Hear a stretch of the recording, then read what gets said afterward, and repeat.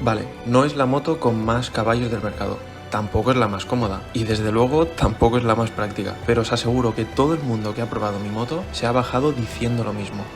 Vaya monstruo. Hoy vamos a hablar de la KTM Super Duke 1290 GT sin filtros. Bienvenidos al primer vídeo del canal de 4Bikers. Primero de todo aclarar que ni soy piloto, ni mecánico, ni tengo un garaje con 7 motos. Solo soy un tío que le flipan las motos y quiero compartir lo bueno y lo malo de todo esto. Y a poder ser sin mucho postureo. Después de varias semanas pensando cuál sería el mejor vídeo para iniciar el canal, me dije a mí mismo, tío, aprovecha la moto que tienes, porque es una moto que no se suele ver por la calle, podríamos decir entre comillas que es un bicho raro, y vamos a hacer un lo mejor y lo peor de mi moto, pero que además considero que también es interesante para cualquier persona que esté pensando en adquirir una KTM, porque ya sabéis que este motor lo llevan varios modelos de la marca, evidentemente salvando las distancias, pero creo que lo que voy a decir en este vídeo os va a ser útil, tanto si tenéis pensado comprar esta GT, la Super Duke R o la Super Adventure S. Vamos a empezar hablando de los puntos más negativos que tiene esta moto, para que así al final del vídeo podamos decir lo mejor, que os aseguro que tiene cosas muy buenas, para así acabar con un buen sabor de boca. Vamos a empezar hablando de lo más obvio. Simplemente viendo la moto podemos ver que no es una moto apta para gente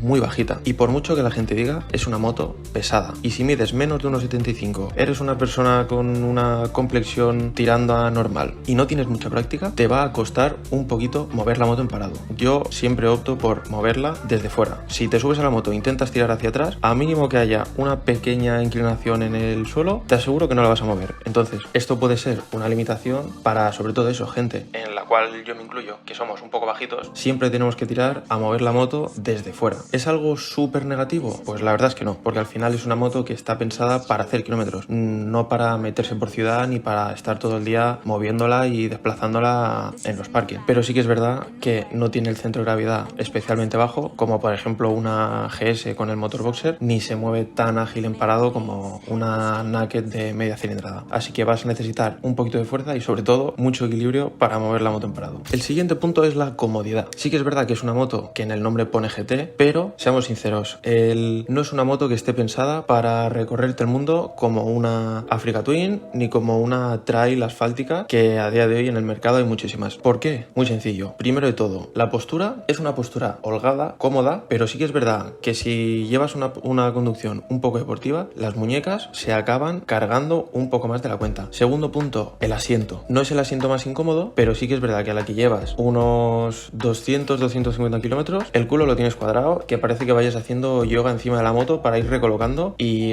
empieza a ser bastante incómodo. Bajo mi experiencia, es una moto perfecta, ideal para hacer las salidas de domingo, para hacer eso, entre 150-300 kilómetros y volver a tu casa bien, relativamente bien. No como si vas en una Naked o en una R. Sí que es verdad que aporta más comodidad que este tipo de motos, pero si alguien nos quiere vender como que es una moto para hacer rutas súper largas y viajes como si fuese una Goldwing, os está mintiendo. Y aquí llegamos al punto que más influye cuando hablamos de la comodidad, que son las vibraciones. Es una moto que vibra, y vibra mucho. ¿Por qué? Porque es un bicilíndrico de una cilindrada muy alta. Estamos hablando de 1300 centímetros cúbicos. Entonces, ¿cómo no va a vibrar? Es una moto que sus vibraciones llegan a ser realmente incómodas, ya no solo cuando vas en una ruta larga por autopista, que evidentemente en esa situación 99% seguro se te van a acabar durmiendo las manos, sino que cuando vas en curvas y la moto va a unas revoluciones un poco alegres, hostia, llega un punto que es realmente incómodo conducir la moto por las putas vibraciones. Y esto suena raro decirlo, porque realmente que sea un bicilíndrico y que tenga tanto par y eso haga que vibre tanto, es una de las cosas que hablaremos luego en los puntos positivos. Entonces, es algo que tenéis que contar con ello y valorar si os compensa sacrificar ese puntito de comodidad, porque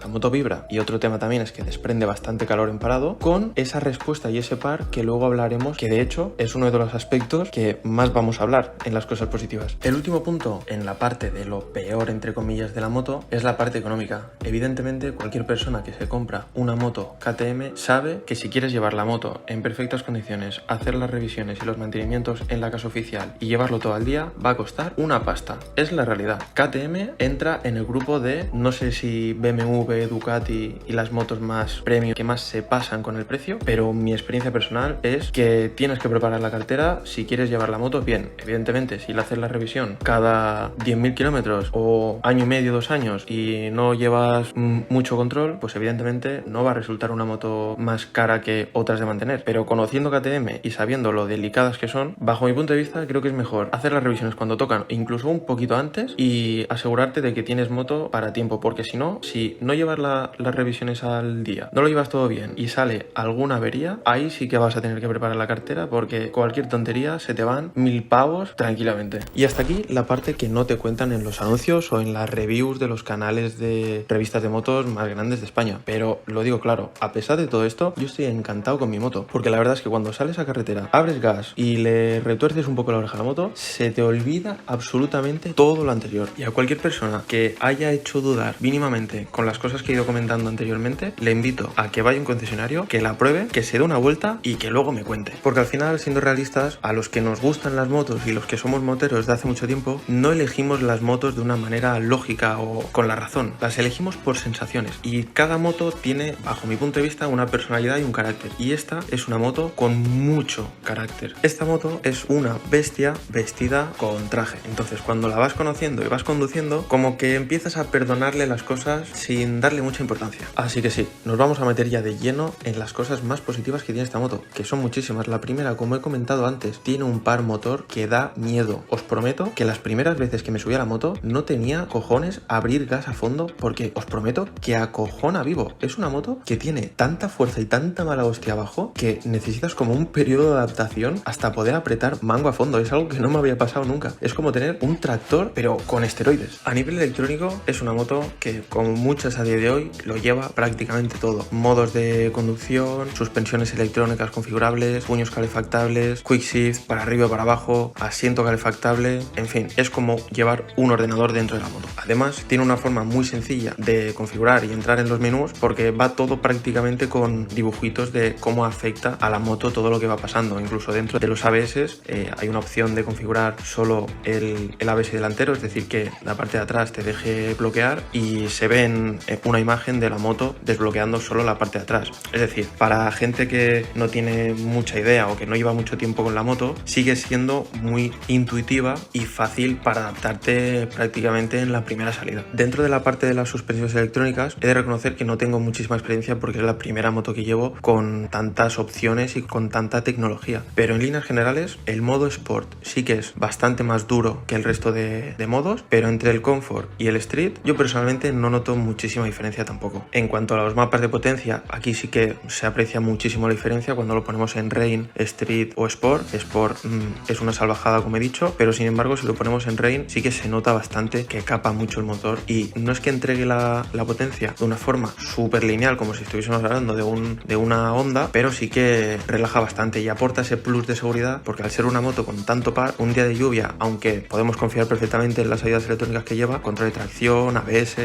en curva, anti-wheelie, al final, como he dicho, lo lleva todo, pero para gente un poco más desconfiada, pues siempre puedes poner el modo Rain y te aseguras de que la moto va a ir un puntito más suave. Cuando hablamos del Quick Shift, la verdad es que para bajar marcha funciona súper bien a todas las revoluciones y en cualquiera de las situaciones, pero sí que es verdad que para subir la marcha sí que pide que vayamos con un poquito de gas, un poquito de revoluciones, porque si no la marcha no entra del todo bien, se nota como muy clac cuando entra la marcha. Pero por mi manera de conducir no suelo abusar mucho del Quick Shift. También he oído que no es bueno para la caja de cambios, que puede traer problemas a largo plazo. Entonces, como me han metido un poco de miedo a la hora de usar el Quick Shift, intento limitarlo bastante solo a cuando realizo una conducción deportiva o estoy en una carretera de curvas, pero de manera habitual para subir y bajar de marchas yo siempre uso embrague, porque además es un embrague que está bastante blandito y doy un ligero golpe de gas y la marcha entra maravillosamente. Pero el Quick Shift de manera normal, cada vez que bajas de marcha evidentemente da el golpe de gas, y la mayoría de veces este golpe de gas que hace de manera electrónica lo va a dar de una manera mucho más eficiente y mejor que la que hacemos nosotros. Y para acabar, que no quiero que se alargue muchísimo más el vídeo, conclusiones generales. ¿Tiene sus cosas malas? Pues sí, pero las buenas a mí me pesan más. No es una moto para todo el mundo, pero para mí ahora mismo me encanta y es una moto que encaja mucho en las características que yo busco. Entonces, déjame en comentarios, ¿tú te la comprarías? Si tú también tienes una KTM o alguna moto parecida y crees que me he dejado algo por decir, déjamelo también en comentarios, que lo tendré en cuenta para próximos vídeos. También agradecería muchísimo que me dejaseis cualquier sugerencia, cualquier cosa que os gustaría ver en el canal, así que podéis dejármelo en comentarios. Si os ha molado, como siempre, dad like, suscribiros, me apoyáis ahora mismo que estoy empezando, y nos vemos en el siguiente vídeo. Gas y sobre todo, mucha cabeza.